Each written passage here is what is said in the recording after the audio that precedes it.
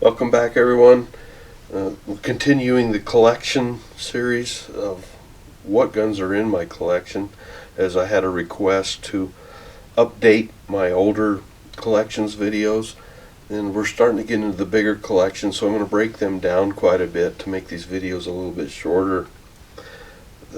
If you have any interest in seeing these guns closer up, and I don't already have one up, many of these already have videos up, just let me know. We'll take a look at them. We can even make shooting videos of them if you desire, or a closer look up of cleaning or disassembly of them. We can do that. Just let me know in the comments. So we'll get started right off the bat.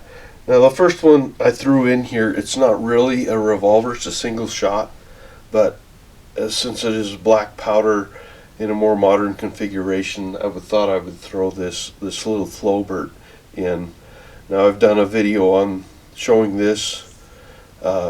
This is probably they refer to them as a parlor pistol, but it probably was never intended to shoot a projectile, and just a blank gun, possibly a starter gun or something the mailman would carry to scare dogs away. Believe it or not, they would do that. Cartridges are still available for it.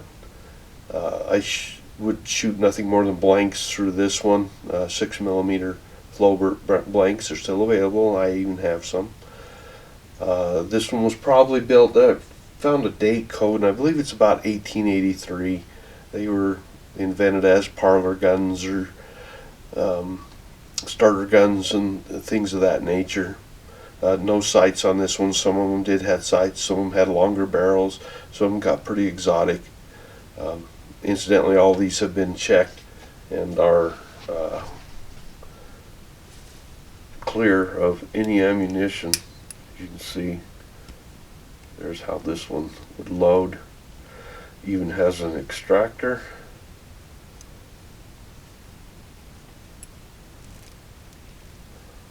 Fully functional. Grips are not original. The original grips are long since gone. But there it is, my old German-built Flowbert. Right next to it, I'll just move right along here across the bottom. This is actually a black powder firearm also. It's my Iver Johnson safety automatic hammerless. I have done a video on this before.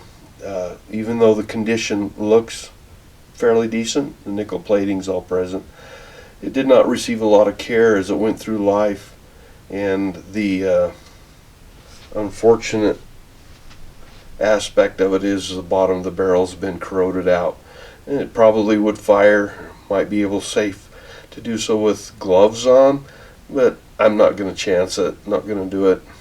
It's chambered in 32 Smith & Wesson, what we call 32 short today. You see how short this cylinder is. Designed only for black powder, as this one was built in, let me get my date, 1896 was when this one was built. You can see the interesting sideways owl on the grips, very ornate grips. Just don't do that these days. This is a top brake, and then you see it extracts.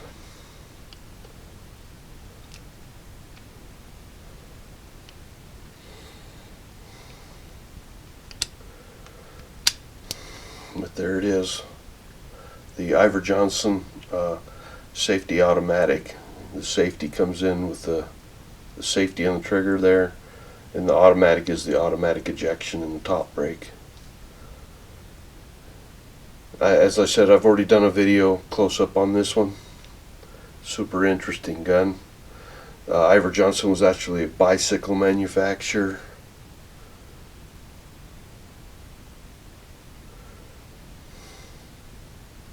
And got into making firearms also, so quite a bit of interest there.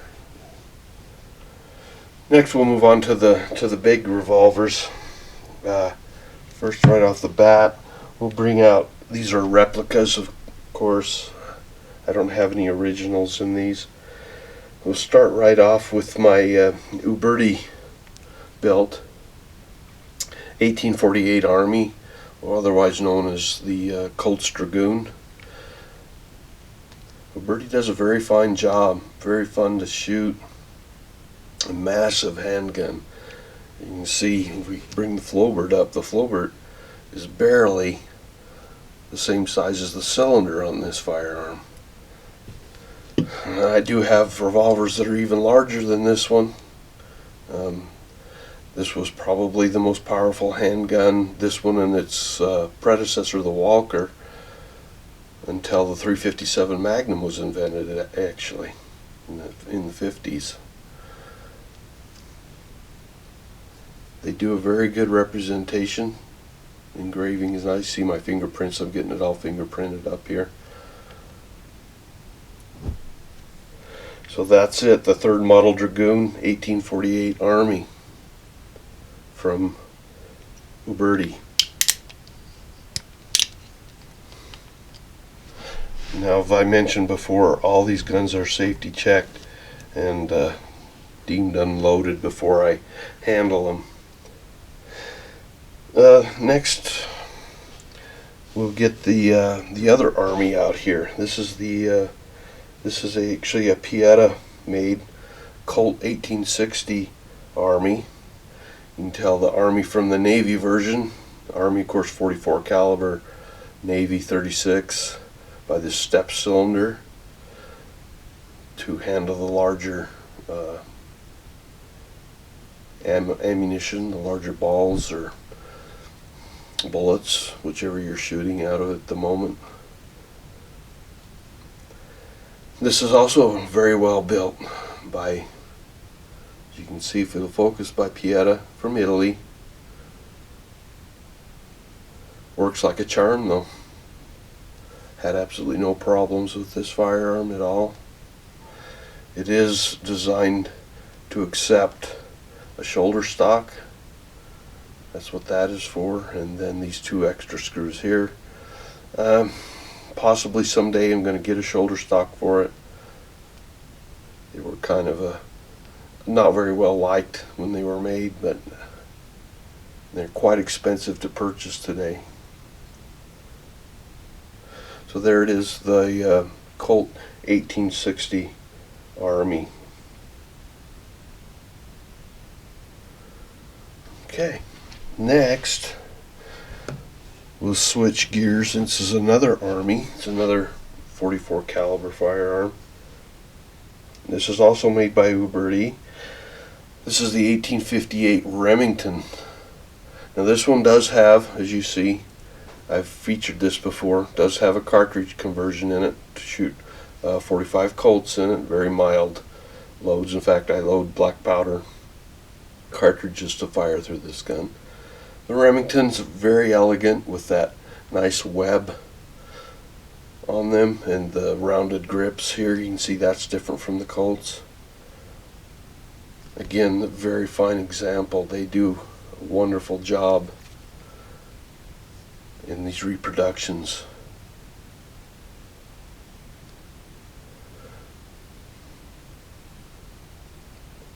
So there we have it, the Uberti 1858 Remington replica. So there is the black powder revolvers I have. That's all I have in that collection. Next we'll be moving on to the revolvers that are a little bit more modern, and we'll break those up into a couple of groups too. But come back and comment if you want to see closer videos of them up close, takedowns, shooting, as I said. Be happy to try and get those done for you. So thanks for watching. See you next time.